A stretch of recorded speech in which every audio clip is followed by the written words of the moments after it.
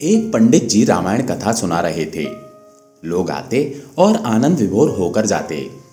पंडित जी का नियम था, रोज कथा शुरू करने से पहले आइए हनुमंत जी विराजिए कहकर हनुमान जी का आवाहन करते थे। फिर 1 घंटा प्रवचन करते थे। वहां श्रोताओं में एक वकील साहब हर रोज कथा सुनने आते थे। वकील साहब के भक्ति भाव पर एक दिन तर्कशीलता हावी हो गई। उन्हें लगा, महाराज रोज आइए हनुमंत जी विराजिए कहते हैं, तो क्या हनुमान जी सचमुच आते होंगे?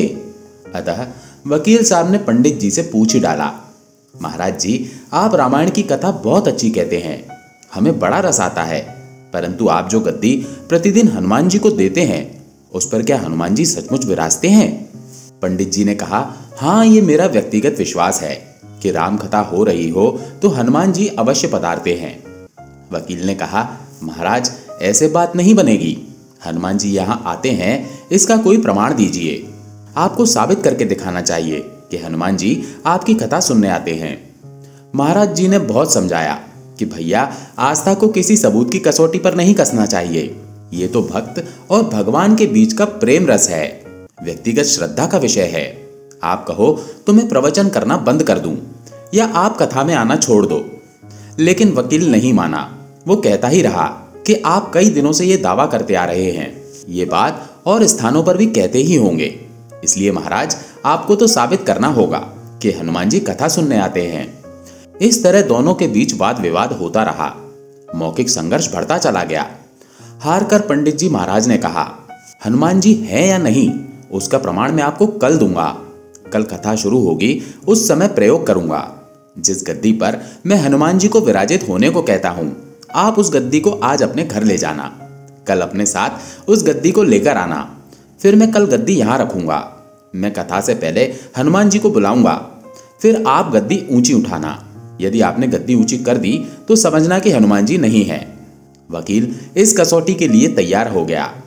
पंडित जी ने कहा, हम दोनों में से जो पराजित होगा वो क्या करेगा, इसका निर्णय भी कर लें, ये तो सत्य की परीक्षा है। वकील ने कहा, मैं गद्दी ऊंची न कर सका तो वकालत छोड़कर आपसे दीक्षा ले लूंगा। आप पराजित हो गए तो क्या करोगे?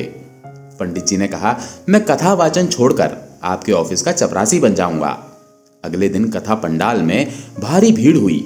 जो लोग रोजाना कथा सुनने नहीं आते थे वे भी भक्ति, प्रेम और विश्वास की परीक्षा देखने आए। काफी भीड़ हो गई। पंडाल भर गया। श्रद्धा और विश्वास का प्रश्न जो था। पंडित जी महाराज और वकील साहब कथा पंडाल में पधारे। गद्दी रखी गई। पंडित जी ने सजल नेत्रों से मंगलाचरण किया और फिर बोले, आइए हनुमंत जी विराजिए। ऐसा बोलते ही पंडित जी के नेत्र सजल हो उठे। मनी मन पंडित जी बोले, प्रभु आज मेरा प्रश्न नहीं बल्कि रघुकुल रीति की परंपरा का सवाल है। मैं तो एक साधारण जन हूं, मेरी भक्ति और आस्था की लाज रखना। फिर वकील साहब को निमंत्रण दिया गया, आइए गद्दी ऊंची कीजिए। लोगों की आंखें जम गईं। वकील साहब खड़े हुए। उन्होंने गद्दी उठाने के लिए हाथ बढ़ाया पर गद्दी को स्पर्श भी न कर सके। जो भी कारण रहा, उन्होंने 3 बार हाथ बढ़ाया किंतु तीनों बार असफल रहे। पंडित जी देख रहे थे। गद्दी को पकड़ना तो दूर, वकील साहब गद्दी को छू भी न सके। तीनों बार वकील साहब पसीने से तरबतर हो गए। वकील साहब पंडित जी महाराज के चरणों में गिर पड़े और बोले, महाराज गद्दी उठाना तो दूर, मुझे नहीं मालूम कि क्यों मेरा हाथ भी गद्दी तक नहीं पहुंच पा रहा है, अतः मैं अपनी हार स्वीकार करता हूं। कहते हैं कि श्रद्धा और भक्ति के साथ की गई आराधना में बहुत शक्ति होती है। मानो तो देव नहीं तो पत्थर। प्रभु की मूर्ति तो पाषाण की ही होती है, लेकिन भक्त के भाव से उसमें प्राण प्रतिष्ठा होती है तो प्रभु विराजते हैं।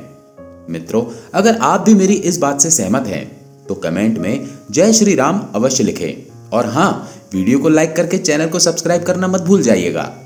जय श्री राम।